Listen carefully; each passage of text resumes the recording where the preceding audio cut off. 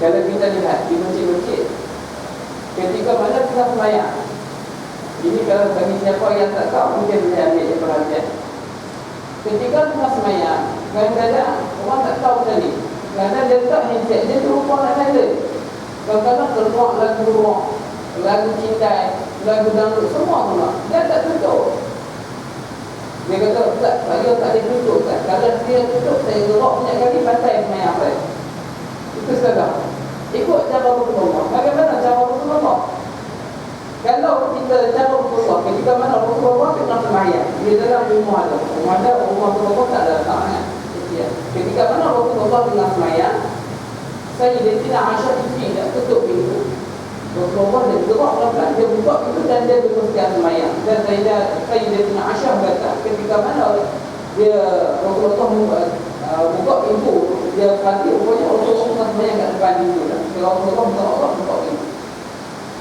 Kalau kita pergi kat negara Arab, bagaimana Arab buat? Arab ketika pernah bunyi telefon, dia akan tekan bunyi telefon, dia akan solat.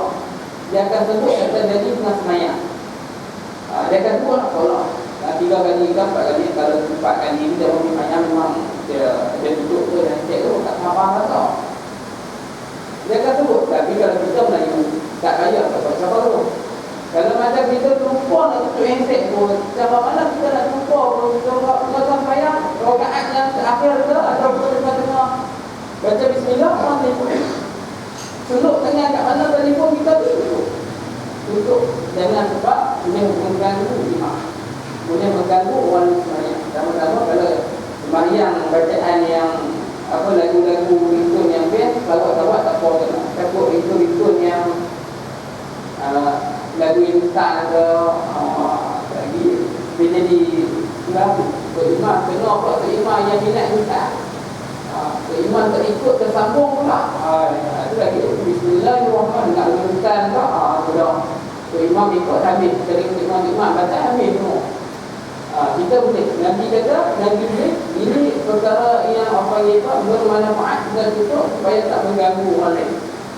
Ini cara kalau orang tak nak tahu ni. Kalau saya tengok dia siap sampai dalam hati. Kadang-kadang kawan tu mungkin emergency, dia telefon 10 kali dia dengar lagi. Sampai orang panggil tak apa, sampai dia bagi Assalamualaikum warahmatullahi wabarakatuh. Assalamualaikum warahmatullahi wabarakatuh. Dia biar lagi lagu tu berbunyi. Dia biar. Lalu tadi tak boleh nak tadi betul. Tadi orang siap apa yang sampai tak berbunyi. Tak betul lah. Jadi ikut cara Rasulullah, Islam ni memudahkan. Jadi tutup supaya tak mengganggu orang lain dan dia memberi manfaat dan dia tak mengganggu ataupun ketika mana kita tutup kita telah mendapat bermanfaatkan satu perkara dan kita boleh meneruskan sembahyang dengan khusyuk. Hadirin hadirat yang dirahmati Allah, itu bagaimana kalau kita nak mengikut cara Rasulullah yang sebenar yang diajar. Mungkin kalau kita macam saya tengok ada dia bagi jaga, dia tengok ada pengajian hadis juga, mungkin dah diterangkan apa yang saya tadi hadis Rasul dan sebagainya. Ini kita diubah Rasulullah dengan cara, bukan yang cara kita nak mengarang, kita ambil daripada hadis-hadis Nabi yang sahih dan insya-Allah ia memberi bermanfaat kepada kita di hari akhirat nanti. Apabila kita dihitung apabila kita dihitung setiap amalan kita, tengok semua kita ikut Rasulullah. Masa itu gembira kita. Semua kita buat ikut Rasulullah makan macam ni, Rasulullah tidur macam ni, Rasulullah buat macam ni. Kita nak takutkan kepada Allah, nak takut kepada Allah, Rasulullah pun kita buat macam ni, kita ikut. Ini cara Rasulullah. Cara kita ikut, bukan kita ikut cara artis. Sekarang ini saya ada terbaca ada orang alam mesti kata, tapi dia kata ada satu kampung tadi, tak tahu di mana. Dia kata kampung ni idola mereka seorang artis. Jadi semua berpakaian tudung semua tudung cara artis. Apa tahu kita nak apa yang idola kita ada Rasulullah. Cara kita semua cara Rasulullah. Cara nak bersalah, cara kita nak bersama keluarga, cara kita nak berdepan dengan masalah, semua itu hadis kursi, Nabi bersabda, hadis kursi ialah hadis yang diriwayatkan oleh Nabi, lafaz daripada Nabi, makna daripada Allah ataupun mafhumnya daripada Allah. Nabi Muhammad SAW dia bersabda, "Idza taqarraba ilayya 'abdi bin nawafil ahbabtu." Apabila seorang hamba Allah, apabila seorang hamba itu dia ni suka untuk melakukan perkara-perkara sunat, dia nak sangat melakukan perkara-perkara sunat, maka ahbabtu, aku juga ini. Allah suka, Nabi pun suka. Itu nak buat semuanya. Apabila kita buat perkara-perkara sunat ni, semua orang suka.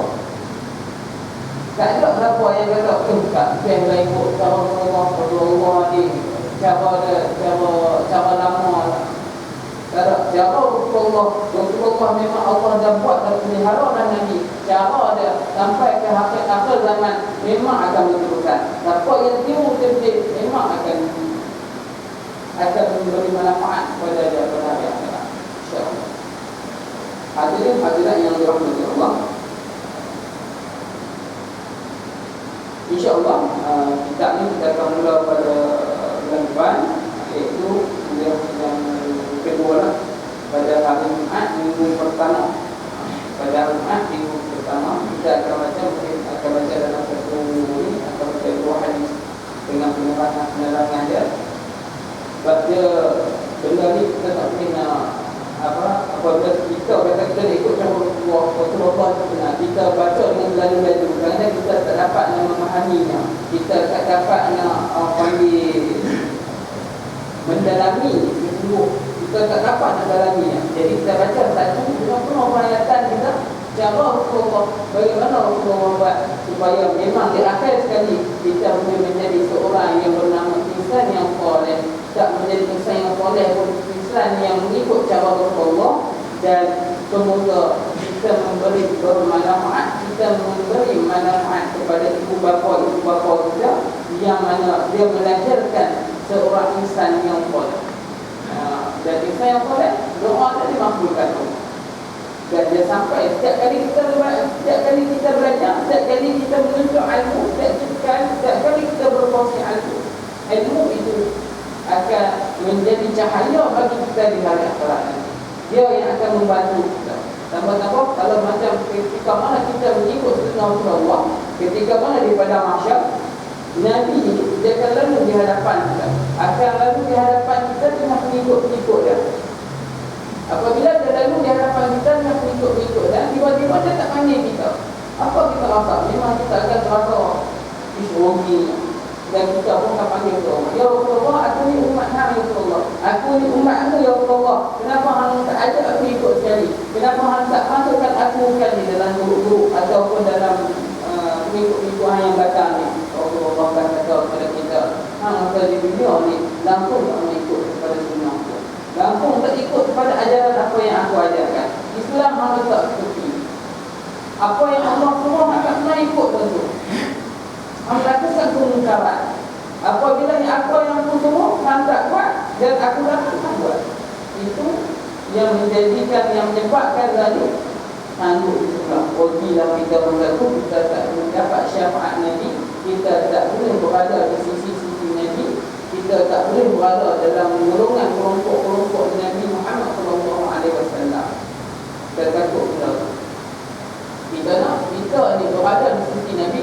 Ilmu yang kita pelajari, bacaan Al-Quran yang kita belajar, setiap apa yang kita pelajari yang bermanfaat di dunia itu menjadi syafaat kita di hari akhirat dan membantu kita untuk memasuki syurga Allah dengan mudah, untuk membantu kita untuk menerima ganjaran daripada Allah, dan ganjaran itulah yang nak menampung dosa-dosa kita yang telah lalu. Kadang-kadang orang kata, orang ramai-ramai kerana dia tak berapa nak berfikir. Dia kata, mengaji ini ada apa? Saya ni baca buku dah baca lah, saya mengaji dah. Ikutlah, bukan baca buku dah. Kadang-kadang orang, masalah orang zaman sekarang yang tak mau mengaji, dia dah terlepas satu peluang, dia dah terlepas satu keadaan, dia dah terlepas satu situasi yang bagaimana tamat Allah, tamat syurga Allah dengan sedang pada dunia. dia dah terbang. Dan ilmu itu sangat penting. Sebab itulah kalau berani kalau beralamin muslim, setiap orang Muslim, setiap orang Islam, setiap orang mukmin diwajibkan untuk menuntut ilmu. Menuntut ilmu sangat penting.